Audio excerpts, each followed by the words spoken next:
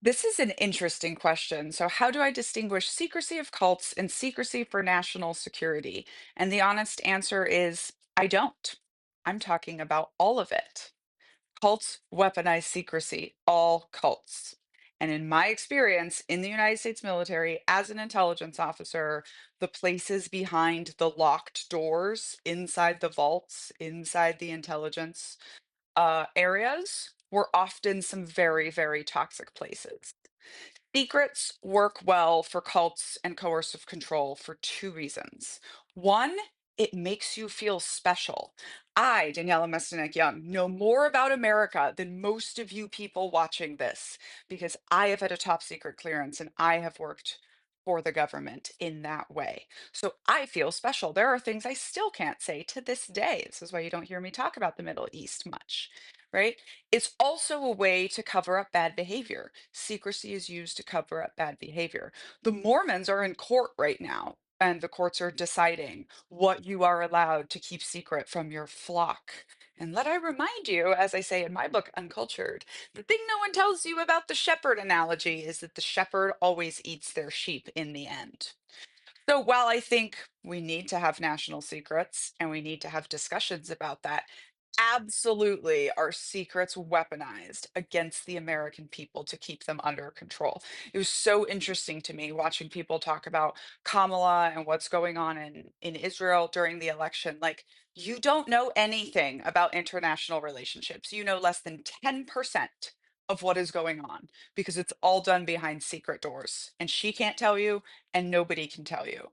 So, the United States, cult of America, cults of the military, absolutely 100% weaponize secrecy, just like regular cults do.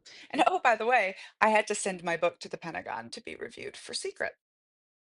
This is what I've written about justified lying, weaponized secrecy in cults in my next book, The Culting of America, which you'll be hearing much more about come January. Justified lying. In many cults, lying to outsiders becomes not only acceptable, but morally justified. In The Children of God, the practice was called Deceivers Yet True, and the chapter on that is published in Rolling Stone magazine. It's called Deceivers Yet True, a way of thinking that taught us that lies were not only permissible, but virtuous when they served the group's goals. It's a form of ends justifies the means thinking, where leaders rationalize dishonesty as part of a bigger mission. We were taught that outsiders or systemites, that's all of you, simply couldn't understand our unique truth. So, lying to them or spinning our words in ways that hid certain parts of our beliefs became second nature, as well as what we did with the money people donated. It's also kind of a lie. The rationale was that people outside the group didn't deserve the full story because they wouldn't understand it, or worse, would twist it against us. This tactic kept members focused on recruiting and spreading the leader's message without being hindered by inconvenient questions or outside scrutiny. And remember, it's justified lying, right? It's not just encouraged lying, it's justified. They're telling you it's valuable and it's for the greater good. People helped Jim Jones fake his stage healings. Dr. Singer describes this justified lying in detail and how it pervades everything.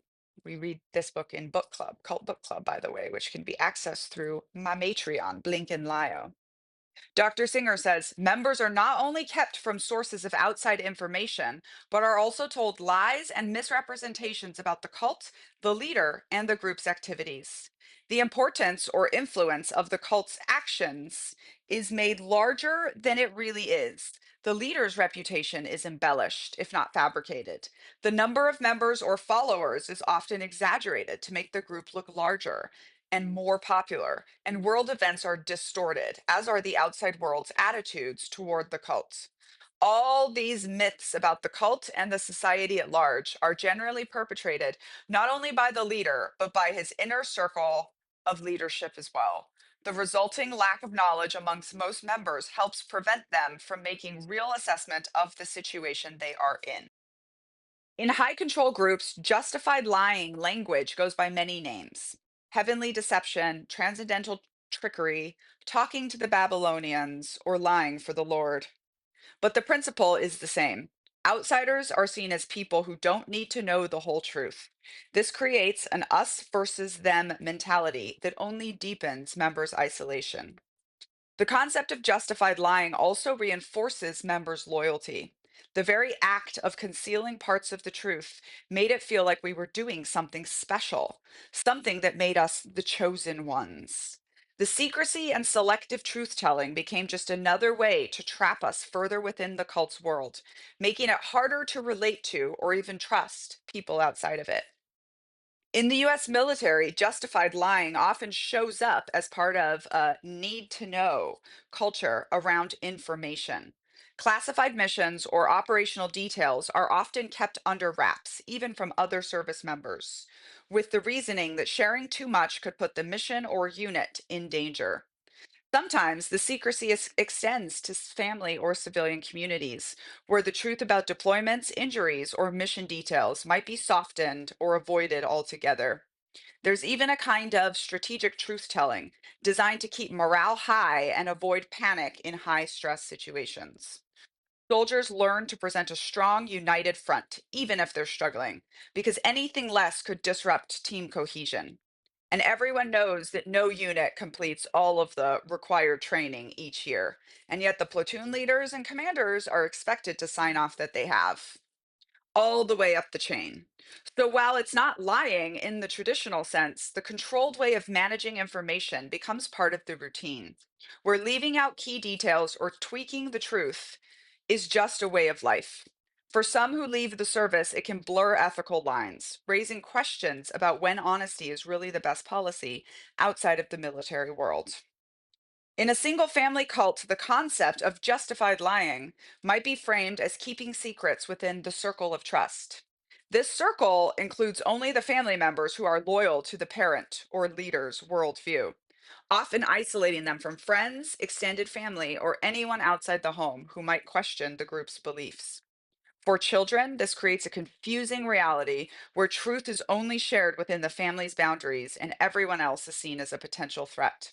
The circle of trust becomes a way to enforce secrecy and deepen loyalty as members feel they're a part of something exclusive and protected. This isolation makes it easier for the leader to control the narrative and keep everyone on the same page, creating a world where any outside influence is seen as a breach of trust or even betrayal.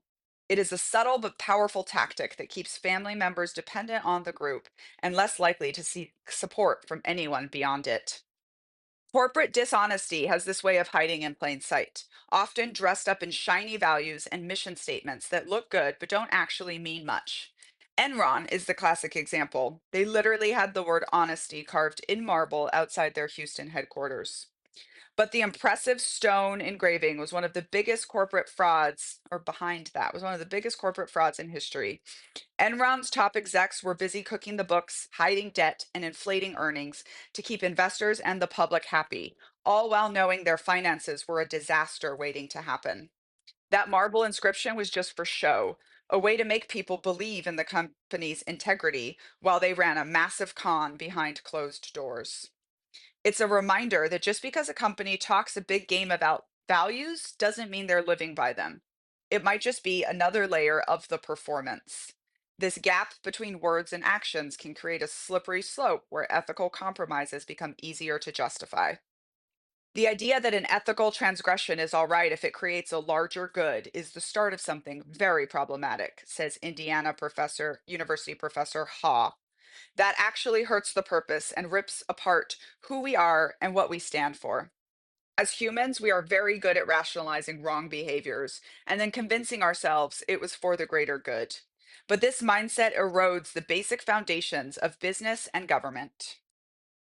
And as I mentioned, I found the secret parts of the government always to be where the more toxic behavior lives as well, not related to secrets, but just because secrets help you camouflage patterns of bad behavior.